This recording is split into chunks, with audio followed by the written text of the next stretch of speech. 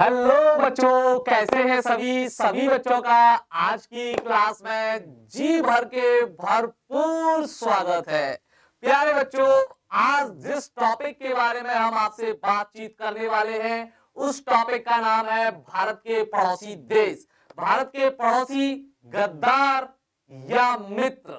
सबसे बड़ा प्रश्न है कि हमारे खिलाफ कौन कौन से देश साजिश करते हैं, अर्थात कौन कौन से देश गद्दारी करते हैं, कौन कौन से देश हमारे मित्र देश हैं, कौन कौन से देश हमारा सपोर्ट करते हैं। तो भारत के पड़ोसी देशों के बारे में हम पढ़ेंगे आज और ये देखने का प्रयास करेंगे कि कौन कौन से देश भारत के पड़ोसी देश हैं और उनमें से कौन गद्दार है या कौन मित्र देश है। प्यारे बच्चों, आज की क्लास भूगोल विषय की पहले अध्याय जिसका नाम है भारत का आकार एवं स्थिति उसकी होने वाली है, जिसमें आज केवल हम भारत के पड़ोसी देशों के बारे में आपको बताने वाले हैं। आपके दिमाग में एक प्रश्न जरूर आएगा कि सर हमको भारत के बारे में बताइए ना, भारत के पड़ोसी देशों से हमको क्या मतलब। बेटा मतलब है जैसे आप जहां रहते हो तो अपने पड़ोसियों के बारे में जानने की जिज्ञासा होती है कि हमारे बाएं कौन रहता है, दाएं कौन रहता है, सामने कौन रहता है, कैसे लोग हैं वो, कैसा व्यवहार है उनका, कहीं वो लोग हमारे खिलाफ साजिश तो नहीं करते, या जो हमारे पड़ोसी हैं हमसे कितना प्रेम करते हैं। ये सारी जिज्ञासा आपके अंदर होती है।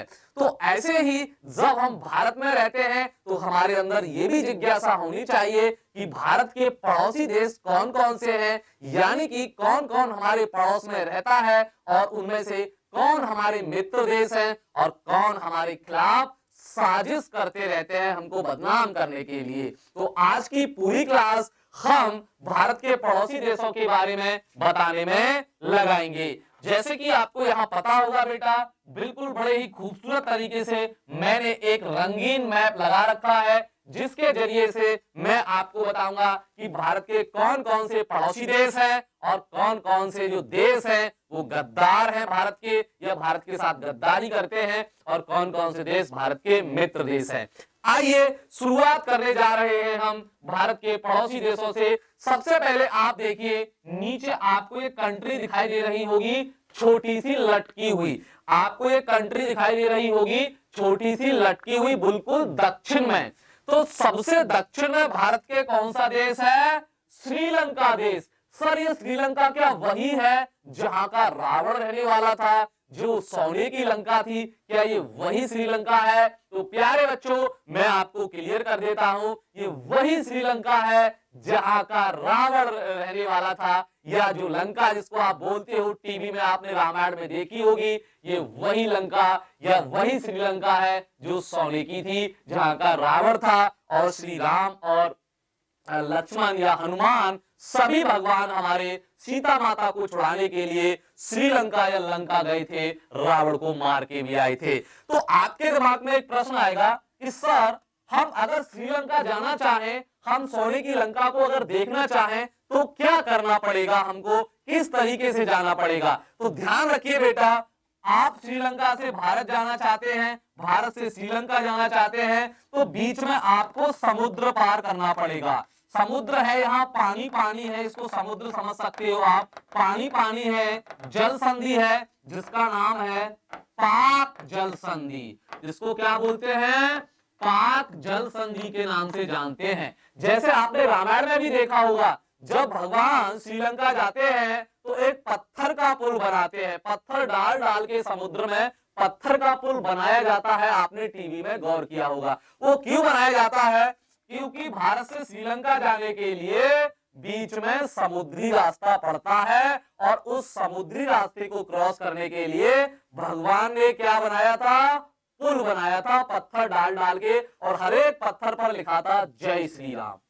तो आपने टीवी में भी देखा होगा और आज हकीकत भी जान लीजिए कि श्रीलंका से भारत और भारत से श्रीलंका जाना चाहोगे तो आपको समुद्र पार करना पड़ेगा, जल संधि पार करनी पड़ेगी, जिस जल संधि का नाम है पाक जल संधि। ध्यान रखना, ये सबसे पहला देश हमारा पड़ोसी श्रीलंका हुआ। अब हम ऊपर आ रहे हैं और ऊपर जिस देश के बारे में बात कर रहे हैं, जो लाइन हम खींच रहे हैं, आपको दिखाई दे गया होगा वह कौन सा देश है। किस देश के बारे में हम आपसे चर्चा करने वाले हैं? इसका नाम है पाकिस्तान। क्या नाम है बेटा? पाकिस्तान। यानी कि यहां से लेके गुजरात से लेके आपकी लद्दाख जम्मू कश्मीर तक इसकी सीमा है और इस सीमा को जाना जाता है रेड क्लिफ सीमा के नाम से। किस नाम से? रेड क्लिफ सीमा के नाम से। रेड क्लिफ सीमा बोलते हैं बेटा इसको रेड क्लिफ सीमा इसलिए बोलते हैं कि जब भारत पाकिस्तान का विभाजन हुआ था तो सीमा का निर्धारण किया गया था कि इतना हिस्सा पाकिस्तान का है, इतना हिस्सा हिंदुस्तान का है। तो एक व्यक्ति थे रेड क्लिफ नाम के अंग्रेज व्यक्ति, यानी कि जब सीमा का निर्धारण किया जा रहा था तो एक रेड क्लिफ नाम के व्यक्ति थे, उस सीमा आयोग के ये अध्यक्ष हुआ करते थे। इनको जिम्मेदारी सौंपी थी ब्रिटेन ने कि आप इंडिया और पाकिस्तान के बीच में सीमा का निर्धारण कीजिए, इसलिए इस सीमा को रेड क्लिफ सीमा के नाम से हम लोग जानते हैं। पहला प्रश्न। दूसरा प्रश्न ये है कि सर इसकी लंबाई कितनी है? यहां से लेके यहां तक सर इसकी लंबाई कितनी है? तो मैं बच्चों आपको बता दूं, ये लंबाई थोड़ी बहुत नहीं है, 100-200 किलोमीटर नहीं है, 500 भी नहीं है, 1000 भी नहीं है। तो सर कितनी है? तो जरा देखिए 3323 किलोमीटर। यानी कि आप देख सकते हो कितनी बड़ी मात्रा में भारत और पाकिस्तान का बॉर्डर लगता है। इसलिए दिन प्रतिदिन पाकिस्तान कोई ना कोई हरकत करता रहता है, कभी गुजरात की तरफ बंदूक चला देगा, कभी पंजाब में, कभी जम्मू कश्मीर में, क्योंकि हमारी पाकिस्तान के साथ एक बहुत लंबी सीमा हमें देखने को मिलती है। ध्यान रखना इस बात को, ठीक। तो ये रेड क्लिफ सीमा है भारत और पाकिस्तान के बीच में, जिसकी लंबाई 3323 किलोमीटर नापी गई है या कैलकुलेट किया गया है। चलिए दूसरा, इसके बाद आपको यहां थोड़ा सा ये दिखाई दे रहा होगा, जो थोड़ी सी सीमा लगी हुई है, हरे कलर से दिखाई दे रहा है, इस देश का नाम है अफगानिस्तान। इस देश का नाम है अफगानिस्तान। जैसे कि अभी तालिबान ने अफगानिस्तान को कब्जे में कर लिया, आपने कुछ समय पहले सुना होगा। तो अफगानिस्तान की सीमा भी थोड़ी बहुत भारत के साथ लगती है और इस सीमा का नाम है डूरंड सीमा। इस सीमा का नाम है बेटा डूरंड सीमा। डूरंड सीमा भारत और अफगानिस्तान के बीच में है, ध्यान रखना। और कितने किलोमीटर की है सर? बेटा बहुत छोटी है, 106 किलोमीटर। ओनली 106 किलोमीटर की सीमा हम लोग, हमारे देश की सीमा अफगानिस्तान के साथ लगती है, 106 किलोमीटर, ज्यादा बड़ी सीमा नहीं है। और एक फैक्ट भी है कि भारत की सबसे कम सीमा किस देश के साथ लगती है? तो वह अफगानिस्तान ही है जिसके साथ हमारी सबसे कम सीमा लगती है। ध्यान रखना, बॉर्डर जिसको बॉर्डर कहते हैं, जिस पर हमारे वीर सैनिक दिन 24 घंटे बिल्कुल लगातार बगैर थके हुए अपनी सीमा की रक्षा करते हैं, अपने देश की रक्षा करते हैं। चाहे वो आर्मी हो, चाहे बीएसएफ हो, चाहे वो कोई भी सीमा बल हो, हमारे देश की सुरक्षा में लगे हुए होते हैं। अगला देश है, आपको दिखाई दे रहा होगा, चीन। ओ माय गॉड, ये चीन बेटा वही है जिसने पूरी दुनिया में हाहाकार मचा रखा है। जो कोरोना वायरस आपका आया है, जिससे लाखों लोगों की मृत्यु हो चुकी है, लाखों लोग परेशान हैं इससे, वो चीन ने ही पैदा किया था कोरोना वायरस। ध्यान रखना, तो चीन भी हमारा क्या है? पड़ोसी देश है, ध्यान रखना। तभी तो आए प्रतिदिन ये झगड़ा करता रहता है, पड़ोसी झगड़ा करते हैं। अब ऐसा तो है नहीं दूसरे गांव का आपके घर में आके झगड़ा करे, नहीं, पड़ोसी से ही झगड़ा होता है हम सभी का। ऐसे घरों में आपने देखा है ना, पड़ोसी के साथ झगड़ा हो जाता है, पड़ोसी कहता है कि तूने मेरी नाली में पानी क्यों डाल दिया, तूने यहाँ झाड़ू नहीं लगाई। ऐसे ही पड़ोसी देश भी आपस में झगड़ा करते हैं। चीन हमारे देश पर कब्जा करना चाहता है, हम इसका विरोध करते हैं, मनमुटाव होता है। ऐसे ही पाकिस्तान कहता है कि जम्मू कश्मीर हमारा है, हमको दे दो। क्यों देते भैया? क्योंकि जम्मू कश्मीर तो हमारा है, इनका थोड़ी है नल्लों का। अगर चीन की मैं बात करूं तो यहाँ पर आपको दिखाई दे रहा होगा, ये जो सीमा है ये चीन के साथ लगती है। ये जो सीमा है भारत की, यह चीन के साथ लगती है और इस सीमा को हम लोग जानते हैं मैकमोहन रेखा के नाम से। यानी कि मैकमोहन रेखा के नाम से जाना जाता है भारत और चीन की जो सीमा है इसको मैकमोहन रेखा या मैकमोहन सीमा के नाम से हम लोग जानते हैं, ध्यान रखना। यानी कि भारत और पाकिस्तान के बीच की रेड क्लिफ, भारत और अफगानिस्तान के बीच की डूरंड सीमा और भारत और चीन के बीच की मैकमोहन सीमा के नाम से इसको हम लोग जानते हैं। सर कितने किलोमीटर लगती है? तो ये 3488 किलोमीटर चीन के साथ हमारी सीमा लगती है। मतलब पाकिस्तान से भी ज्यादा लंबा बॉर्डर हमारा चाइना के साथ शेयर होता है। इसलिए आपने देखा होगा चाइना बार बार मक्कारी करता रहता है। ये पाकिस्तान और ये चाइना इंडिया के खिलाफ साजिश करते रहते हैं, गद्दारी में लगे हुए हैं। इंडिया यानी हम लोगों को नीचा दिखाने का प्रयास करते रहते हैं। ये दोनों की दोनों देश, खासकर ये चाइना और पाकिस्तान मिलके हम लोगों को पूरे विश्व में बदनाम करने का प्रयास करते हैं। उसके बाद देखिएगा, ये आपको दिखाई दे रहा है, मैं थोड़ा कलर चेंज कर लेता हूं। ये आपको दिखाई दे रहा है, ये वाली जो सीमा है बेटा, ये देश है नेपाल। ये देश है नेपाल और नेपाल के साथ हम लोग 1751 किलोमीटर की सीमा लगती है, हमारी बॉर्डर शेयर होता है। यानी कि भारत और नेपाल, समझ चुके होंगे, नेपाल जाने के लिए आपको बस मिल जाएगी, चले जाना, नेपाल जाना हो, सीता माता का घर देखना हो तो आप देख सकते हो। 1751 किलोमीटर की जो बॉर्डर है वो भारत के साथ शेयर होता है नेपाल का, ध्यान रखना। यानी कि 1751 1751 किलोमीटर का जो बॉर्डर है वो हम लोग नेपाल के साथ शेयर करते हैं। अब छोटा सा एक देश और आपको दिखाई दे रहा होगा, छोटा सा, ये देश है बेटा भूटान। ये देश है भूटान और भूटान की भी सीमा हमारे देश के साथ लगती है, जिसकी लंबाई है 699 किलोमीटर या लगभग 700 किलोमीटर की सीमा हम लोग भूटान के साथ लगती है हमारी, या भूटान के साथ बॉर्डर शेयर होता है। अब आप देख पा रहे होंगे दो देश और बसते हैं यहाँ पर, जैसे कि यहाँ दिखाई दे रहा है। एक तो ये है बेटा म्यांमार, जिसका पुराना नाम बर्मा था, म्यांमार यानी इसको बर्मा भी कहा जाता था। इसकी सीमा भी यहाँ आप देख पा रहे हो, इसकी सीमा भी भारत के साथ 1643 किलोमीटर की लगती है। कितनी बेटा? 1643 किलोमीटर की सीमा भारत के साथ शेयर होती है म्यांमार की, ध्यान रखना। उसके बाद लास्ट देश यहां बच रहा है, ये वाला। कौन सा? ये वाला। इसका नाम है बांग्लादेश। इसका नाम है बांग्लादेश, बांग्लादेश, ध्यान रखना।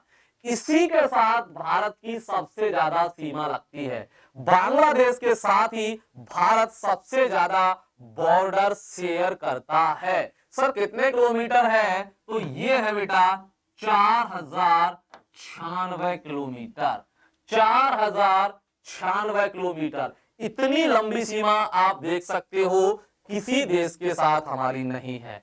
इसलिए प्रश्न पूछ लिया जाता है कि भारत सबसे ज्यादा किस देश के साथ सीमा साझा करता है, तो वह है बांग्लादेश।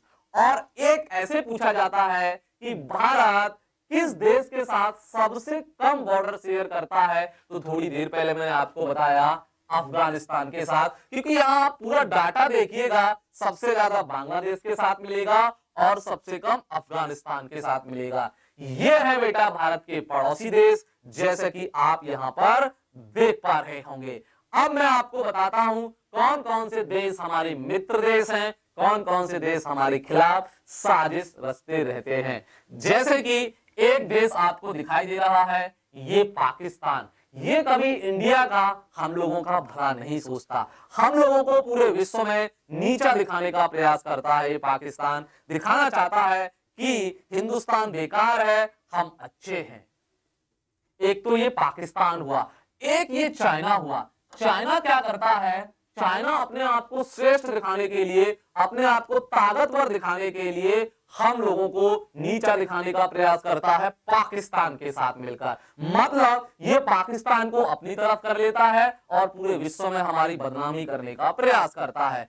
नेपाल, नेपाल एक हिंदू राष्ट्र है। नेपाल से हमारे संबंध बहुत अच्छे हैं, लेकिन अभी फिलहाल में संबंध बिगड़ रहे हैं। चाइना क्या कर रहा है? चाइना नेपाल को सिखा देता है, कान भर देता है नेपाल के। जैसे आपने गांव में देखा होगा, महिलाओं के कान भर देती है, अरे तुझसे वो ऐसे कह रही थी, तेरी बुराई कर रही थी, तुझको मारने के लिए कह रही थी, मतलब किसी ने कुछ नहीं कहा, वैसे झूठ मूठ का बना दिया ताकि इसको गुस्सा आए और ये उससे लड़ने को जाए। ऐसे ही चाइना क्या करता है, नेपाल के कान भर देता है भारत के खिलाफ, और नेपाल फिर भारत को आंख दिखाने का प्रयास करता है।